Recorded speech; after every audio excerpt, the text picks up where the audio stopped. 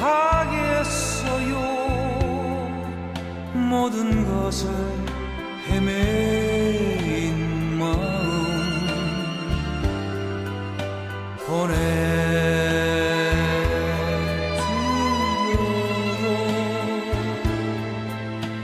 낙엽이 사라진 날 헤매인 여자가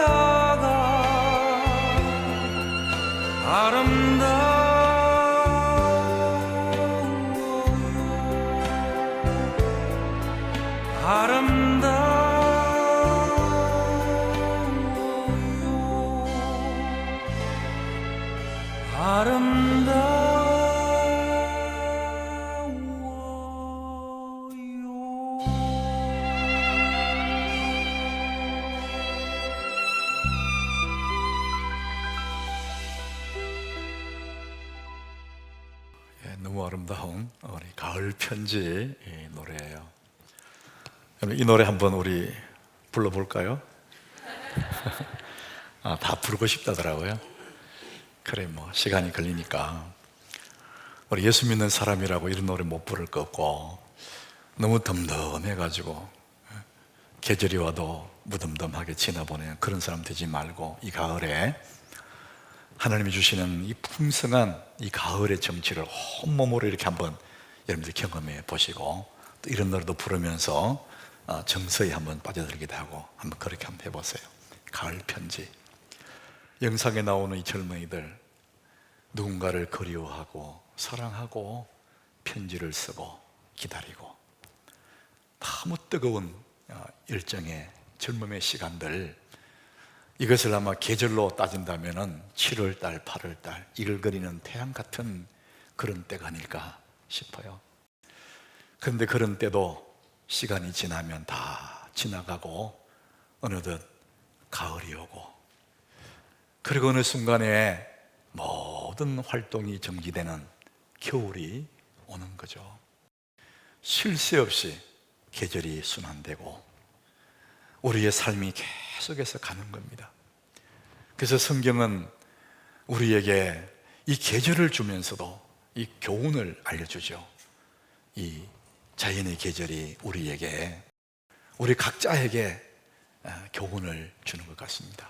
우리 예수님도 요한복음 4장 35절에 때를 이야기해요. 너희는 넉 달이 지나야 추수 때가 이르겠다고 하지 아니하느냐. 추수 때, 그러니까 넉 달쯤 지나면 이제 추수하게 될 거다, 늘 그렇게 생각하지. 그런데 나는 너희에게 이르노니 너희 눈을 들어 밭을 보라. 희어져 추수할 때가 되었도다. 계절의 절기는 아직 4개월이쯤 지나야 가을이 되고 추수하게 되겠지만, 영적인 시간은 지금이다, 이렇게 말씀하시는 거죠. 그래서 이 계절은 우리에게 때를 알려주고, 계절은 우리에게 많은 교훈을 하는 거예요. 여러분들, 우리의 젊음의 때가, 꿈 많은 사춘기의 때가, 이글거리는 청춘의 때도 다 지나고 나면 어느덧 모든 활동이 정지되는 그 차가운 겨울 같은 그런 때가 오는 거거든요. 어린 시절에부터 할머니와 함께 자란 그 고등학생의 이야기를 제가 책에서 읽었는데, 아주 어릴 적에 엄마 아빠가 한꺼번에 교통사고로 세상을 떠나버려요. 그래서 이 아이는 할머니와 단둘이 그렇게 살아요. 슬프고 외롭고. 할머니는 하나 남은 이 손자를 애지중지 키워요. 그래서 시장에 가서 도라지를 까서 이렇게 자판을 널어놓고 그걸 팔면서 할머니는 이 손자의 뒷바라지를 키웠어요. 세월이 흘러요. 그래서 이 어린 철부지 아이는 고등학생이 되고, 할머니는 더욱더 몸이 약해진 이제 고령의 노인이 된 것이죠. 이제는 더 이상 시장에 가서 장사도 할 수 없고, 몸을 움직이기조차 힘들어서 집에 몸져 누워요. 그리고 어느 날 이제 할머니는 하나 남은 손자를 두고 세상을 떠나게 돼요. 차마 그 아이를 놓지 못하고 인정의 끈을 끊지 못하고 눈물을 흘리면서 할머니는 세상을 떠나게 되죠. 이제는 하나밖에 없는, 자기밖에 없는 이 세상이 너무 서럽고 두렵기도 하고 서럽게 우는 그 아이의 이야기. 여러분, 떠나는 할머니가 더 머물고 싶겠죠. 이 아이가 다 자랄 때까지. 그렇지만 때가 되면 다 가야 되는 거예요. 아무리 이 세상에 더 있어야 될 이유가 많고 더 머물러야 될 일들이 있다 할지라도 우리의 삶의 때가, 육체의 때가 다 되면 떠나야 됩니다. 누구도 예외가 없습니다. 가난한 사람도 떠나고 부자도 떠나고 농촌의 농부도 떠나고 도시의 화이트 칼라 다 떠나는 거예요. 왜? 우리의 삶의 때가 끝나면은 영혼의 때가 오기 때문에 그렇습니다. 오늘 이 앞에 이 주보 표지, 육체의 때가 지나면 영혼의 때가 온다. 그 위에 모래시계가 하나 이렇게 놓여 있어요. 여러분, 이 모래시계는 우리 인생과 아주 흡사합니다. 아주 보드라운 모래가 위에 있죠. 그리고 그 가느다란 구멍으로 모래 한 알씩 톡톡 밑으로 떨어져요. 한 알씩 떨어지니까 표가 별로 안 나요. 그래도 시간이 가면 언젠가 위에 있는 모래는 다 아래로 떨어지게 되어 있습니다. 우리 인생이 꼭 그런 거예요.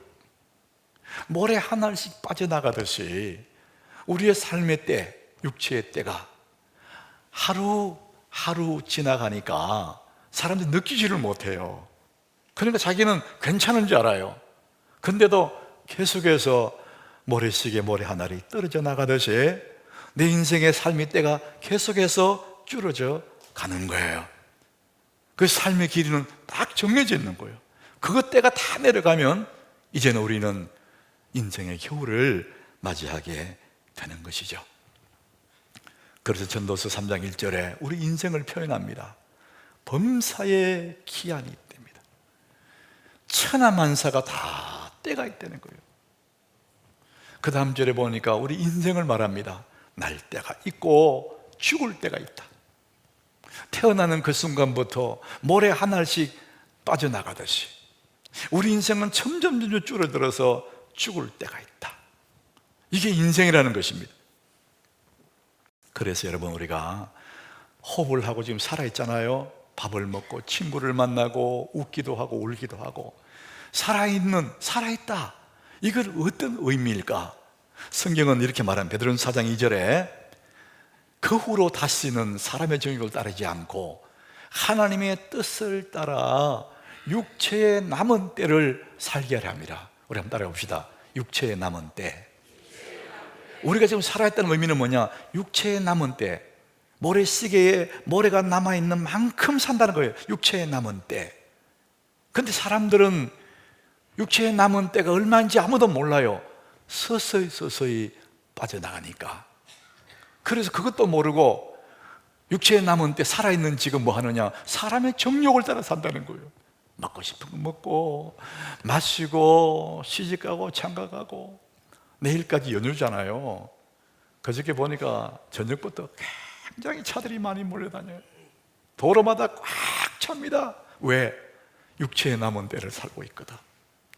육체의 욕망대로 친구를 만나고 산을 가고 바다를 가고 맛있는 맛집에 가고, 그게 나쁜 건 아니지만 그 육체의 때는 제한되어 있는데 그 육체의 때가 지나면 영혼의 때가 오는데 영혼의 때는 감히 잊어버리고 육체의 때면 살면 어떻게 되느냐, 이런 얘기죠.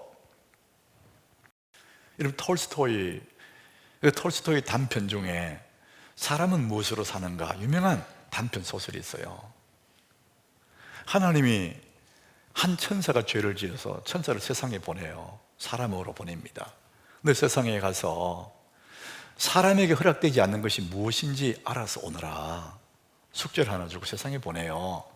이 천사는 세상에 내려와서 어느 허름한 구두 수선 가게에 취업을 해요. 사람으로. 그곳에서 구두를 수선하고 만드는 것을 배웁니다. 천사니까 얼마나 잘 하겠어요. 금방 배워서요. 이제 그 집에 있으면서 이제 사람들을 만나죠. 저마다 사람들이 와서 예쁜 구두를 주문하고 그 구두를 신고 행복하면서 걸어가는 이런 모습들을 늘 보아왔어요. 어느 날 아주 덩치가 건장하고 돈이 많은 부자가 구두를 주문하러 와요.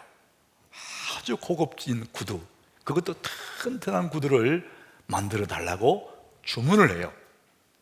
천사가 그 부자를 바라보는 순간에 깜짝 놀라요. 그 부자는 이제 며칠 안 돼서 죽게 돼요. 죽음이 그 뒤에 와 있는 거예요. 천사니까 알지 않습니까? 그런데 이 부자는 그것도 모르고 며칠밖에 남은 날이 없는데 오래 살 줄 알고 예쁘고 튼튼한 구두, 비싼 구두를 주문을 해요. 그러니까 천사가 너무 불쌍한 거예요.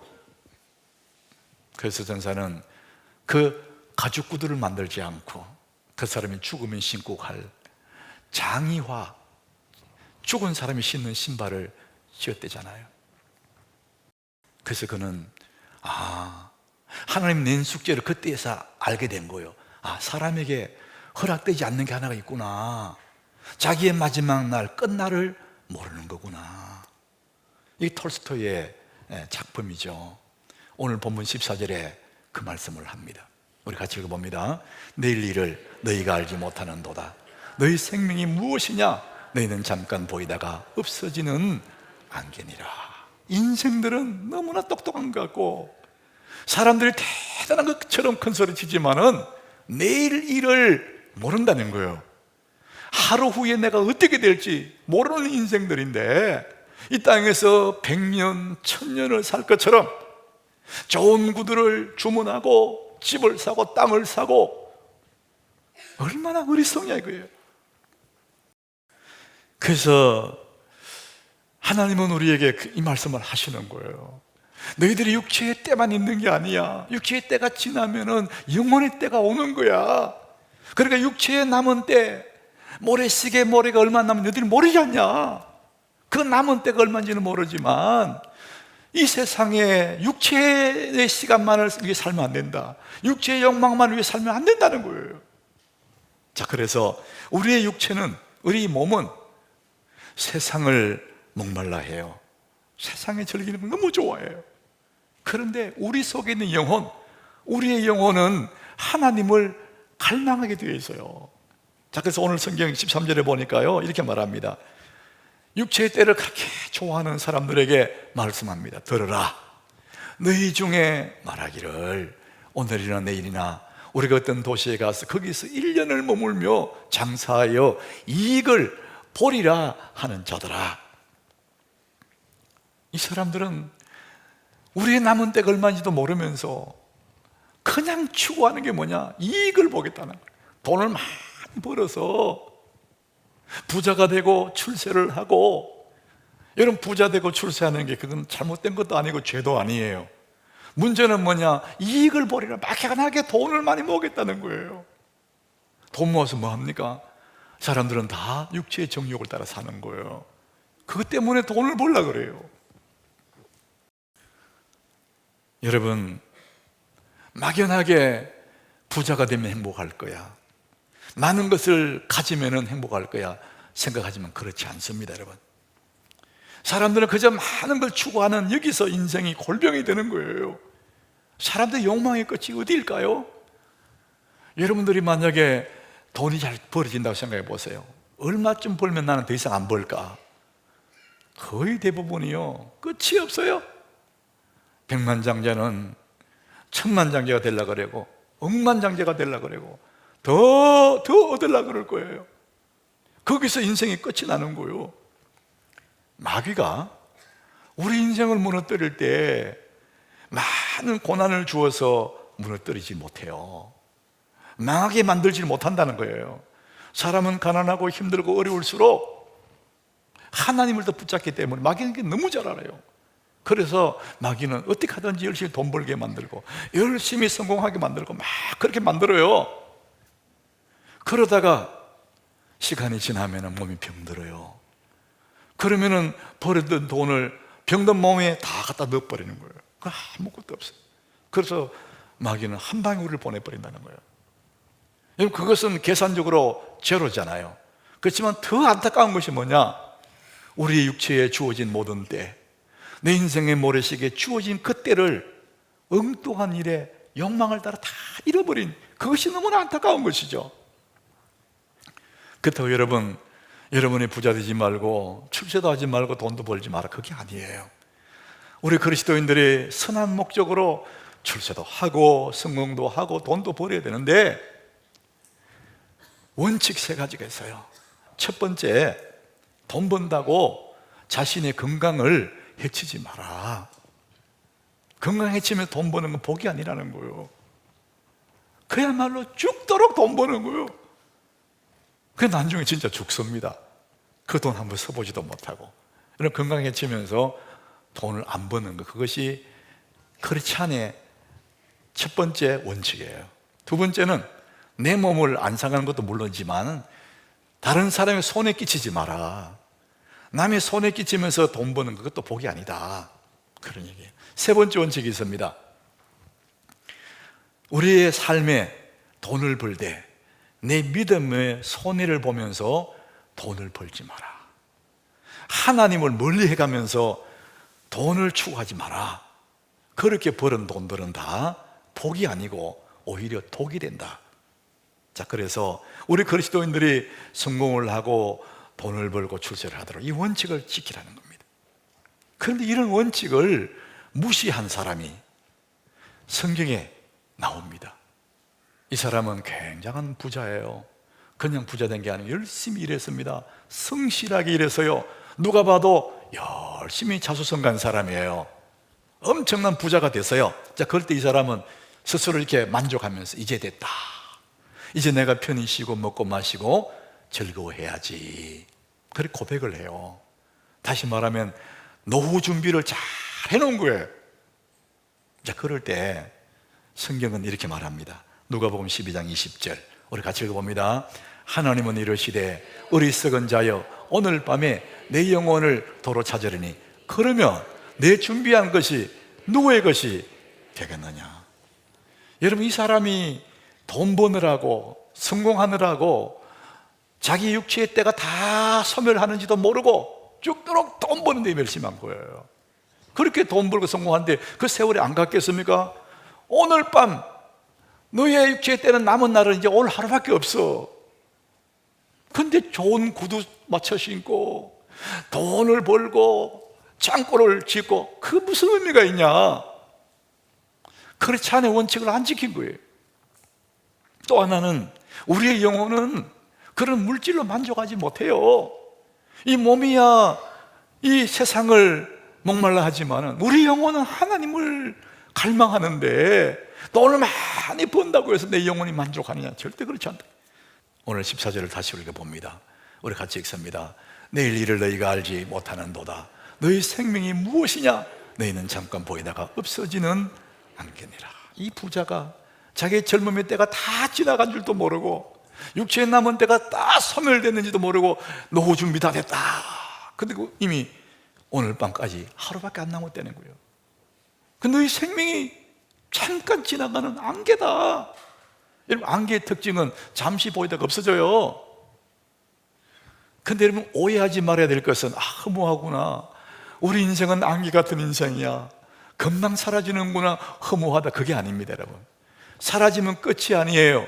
육체의 때가 끝났을 뿐이에요. 이제 영혼의 때가 오는 것입니다. 사랑하는 여러분, 오늘 히브리 9장 27절에 보니까요 이렇게 말합니다. 한 번 죽는 것은 사람에게 어떻게 됐다고요? 정해졌답니다. 딱 정해졌습니다. 모래시계 모래가 딱 정해졌습니다. 이 다 내려가면 끝나는 거예요. 한 번 죽는 건 사람에게 정해진 것이요, 그럼 끝이냐? 그게 아닙니다. 그 후에 육체의 때가 끝난 그 후에는 영혼의 때가 오는, 심판의 때가 온다. 죽음 너머에 영원한 세계가 있다는 겁니다. 자, 그런데 그럼 예수 안 믿는 사람은 어떡하냐? 예수 안 믿는 사람은 물론 영혼의 세계, 우리 죽음 이후의 때를 안 믿을 거예요. 근데 그것은 스스로 속이는 겁니다. 왜 그러냐? 성경은 그렇게 말하지 않아요. 전도서의 3장 11절에 하나님이 모든 것을 지으시되 때를 따라 아름답게 하셨대요. 세상에 아름답게 주님 만들었어요. 봄은 봄대로 아름답고 가을은 가을대로 때를 따라 아름답게 하셨대요. 그런데 사람은 어떻게 했나요? 사람은 영원을 사모하는 마음을 주셨대요. 사람에게만 준 게 뭐냐? 영원을 사모하는 마음이에요. 이 땅에서 몸을 입고 살지만은 우리 육신의 저 밖에 죽음 그 너머에 영원히 있을 거야. 영원을 사모하는 마음을 사람들에겐 줬답니다. 여기 사람들은 예수 믿는 사람만 얘기하는 거 아닙니다. 모든 사람, 동물이 아닌 모든 사람의 마음속에는 자기도 모르게 영원을 사모하는 마음을 가지고 있대요. 근데 사람들은 이 세상에 사느라고 육체의 때를 욕망대로 사느라고 잊어버리거나 애써 외면하거나 스스로 속이는 것이지, 조금만 생각해 보면 죽음 너머에 뭐가 있는 것 같은데 이렇게 생각하게 되는 거죠. 왜? 하나님이 영원을 사모하는 마음을 줬기 때문에. 그래서 우리는 육신의 때를 다 살고 나면 영혼의 때가 오는데, 여러분 그것을 사람이 죽는다 그러잖아요. 여러분 죽는 것은 사람들이 다 두려워하게 돼요. 죽는 거에 대해서. 죽는 게 기쁘다 그런 사람 별로 없어요. 다 두려워합니다. 그런데 성경은 우리에게 죽음이 두렵다고 얘기하지 않습니다. 왜? 육신의 때가 끝나고 더 멋진 세계가 준비되어 있기 때문에 이 과정을 건너가는 이것이 문제지, 사실은 너무나 기쁜 날이라는 거예요.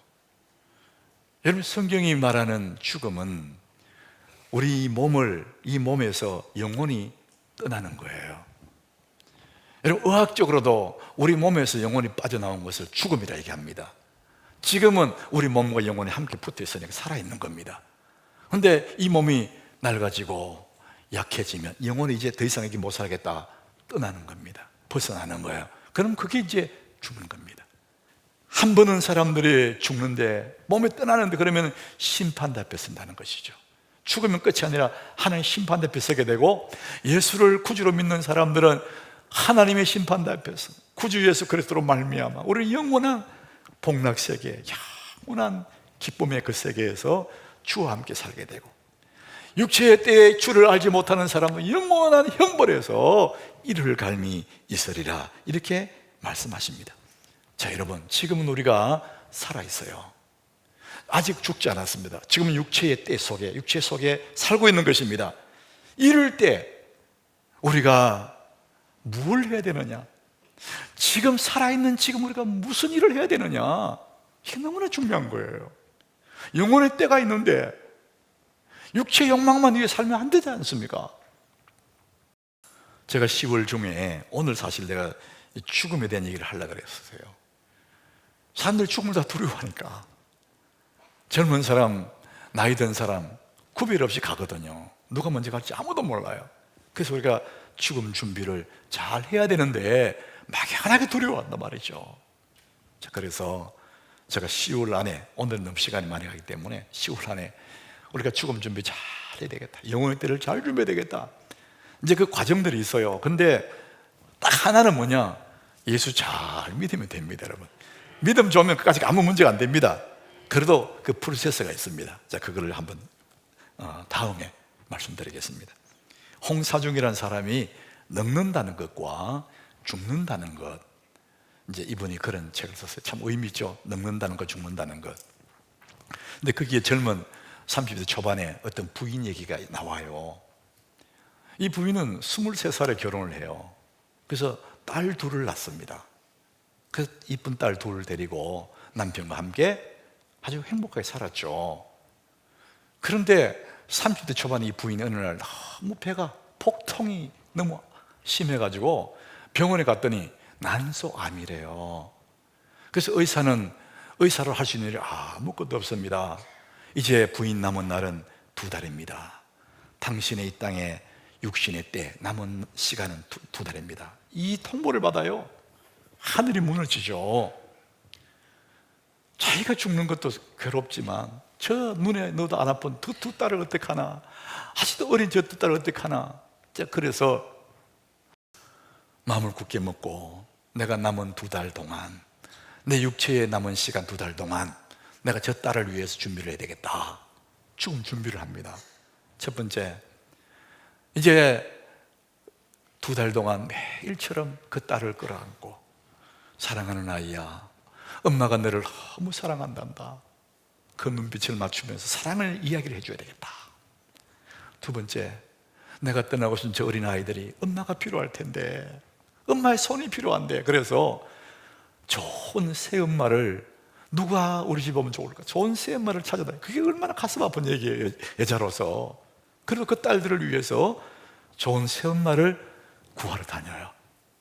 세 번째는 이 아이들이 자라서 18살 될 때까지, 그래서 자기 판단이 설 그때까지 매년 돌아오는 생일에 엄마가 생일 축하의 말을 녹음을 해요. 녹음을.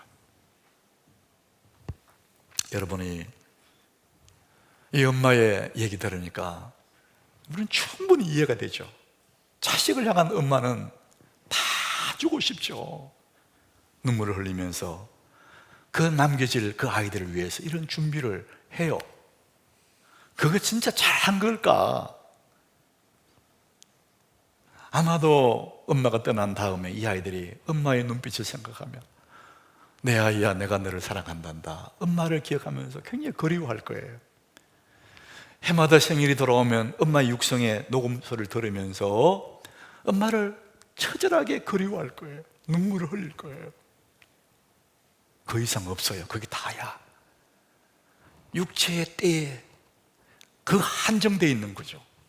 진짜 엄마가 그 아이들을 위해서 해줄 수 있는 게 정말 중요한 게 하나 있다면 그 아이들에게 예수 그리스도의 복음을 알려줬어야 돼요. 그래야 엄마가 천국에서 그 아이들 다시 만나게 될 거 아니에요? 사람들은 이걸 잃어버려요. 자식에게 밥 해주고 옷 사주고 돈 주면 다 되는 줄 알아요. 그 육체의 때만을 위한 겁니다. 육체의 때는 안개처럼 지나갑니다. 그럼 영혼의 때가 오지 않겠습니까? 그러므로 오늘 17절에 이렇게 말합니다. 그러므로 사람이 선을 행할 줄 알고도 행하지 아니하면은 죄니라. 여기서 말하는 선은 착한 행실이 아니에요. 우리는 윤리적으로 받아들이잖아요. 선, 그러니까 도덕적인 깨끗한 삶. 그런데 여기서 말하는 선은 원래 뜻이 가치 있는 그런 뜻이에요. 우리의 삶의 여정 속에 우리 육체의 몸을 입고 이 땅에 살아있을 동안에 최고의 가치 있는 게 뭘까요? 여러분, 이 예배를 영어에 월십이라고 그래요. 그것은 가치라는 원어에서 온 거예요. 최고의 가치가 하나님이거든요. 우리가 이 땅에서 최고의 가치를 우리의 아들, 딸들에게, 우리 가족들에게, 사랑하는 내 주변 사람들에게 이 최고의 가치를 전해주는 것이 우리가 할 일이라는 거죠. 또 하나를 말합니다. 15절에 이렇게 말합니다. 너희가 도리어 말하기를 주의 뜻이면 우리가 살기도 하고 이것이나 저것을 하리라 할 것이거늘. 쓸데없는 자랑하지 말라는 거예요. 네가 살고 죽는 것은 너의 소관이 아니라는 거예요. 주의 뜻이 있어야 우리가 살기도 하고 이것도 저것도 할 수 있다. 내가 더 살고 싶다고 더 사는 것도 아니고, 너무 힘드니까 빨리 죽어야지 그런다고 죽는 것도 아니고, 살고 죽는 것, 우리의 생명은 주님 손에 있다는 거예요.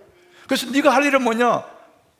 이 땅에서 네가 할 일은 주의 뜻을 해가는 거다. 주의 뜻. 하나님이 뭘 원하시는지, 내 삶의 여정 속에 하나님 뜻이 무엇인지를 구별해서 그것을 행하는 거라는 거죠. 이것이 우리가 이 땅에 있을 동안에 할 일이라는 겁니다. 오늘 우리 간증 영상, 간증을 한 우리 방화순 권사님, 혼자 신앙생활을 하며 어려웠던 이야기를 너무나 담백하게, 약간의 울먹이는 목소리로 진지하게 우리에게 고백을 했어요. 우리 들을 때 우리도 우리 마음이 짠하지 않습니까? 가장 힘든 게, 혼자 믿는 사람이 가장 힘든 게 그거예요. 너 예수를 그렇게 잘 믿는데, 너 그렇게 교회 열심히 나가는데 너 사는 게 그게 뭐냐? 이게 너무 가슴 아픈 거예요. 그럴 때마다 힘들고 슬픈 것도 물론이지만 내 마음 한구석에, 우리들의 마음 한구석에 그런 생각이 들어요. 그건 맞는 것 같아. 내가 이렇게 하나님을 섬기고 있는데 왜 내 삶이 이렇게 어려울까? 나는 도무지 이해가 안 돼. 하나님이 이해가 안 되는 그래서 때로는 하나님께 섭섭하고 하나님께 상처될 그럴 때도 있어요. 근데 여러분 기억하십시오. 고통의 시간, 그 슬픔의 시간, 이해 안 되는 그런 모든 시간들 다 지나갑니다. 그리고 그것이 다 이해될 때가 와요. 그때 그래서 그런 일이 있었구나. 그때 그것 때문에 그런 어려움이 있었구나. 여러분 그날이 오게 될 줄 믿으시길 바랍니다. 여러분 그때까지 이해 안 되는 상황 속에서, 너무나 고통스러운 상황 속에서도 여러분 잘 견디시길 바랍니다. 다 지나고 나면 이해가 됩니다. 인간의 생각으로 이해 안 되지만 믿음의 눈으로 바라보면 그게 주님의 뜻이 숨어 있는 거예요. 그랬었구나. 요한일서 2장 17절에 우리 같이 읽어봅니다. 이 세상도 그 정욕도 지나가되 오직 하나님의 뜻을 행하는 자는 영원히 거하느니라. 사람들이 좋아하는 이 세상의 쾌락, 그 정욕, 그 성공 다 지나간대요. 다 지나가고 하나님의 뜻을 행하는 자는 영원히 거한답니다. 사랑하는 여러분, 낙심할 이유가 없습니다. 우리 육체의 때가 다 지나가면 영혼의 때가 오는 것입니다. 오늘 우리가 하나님의 말씀 앞에 살아있어야 될 이유, 끝까지 견디고 살아가야 할 이유 딱 한 가지입니다. 하나님의 뜻을 행하는 거예요. 내 삶의 주의 뜻을 바라보는 거예요. 그 뜻을 행하기 위해서 우리가 오늘 존재하는 것입니다. 우리 하나님의 영혼의 때가 오면 모든 것이 드러나고 모든 것이 이해가 됩니다. 예수 이름으로 승리하시기를 축복합니다.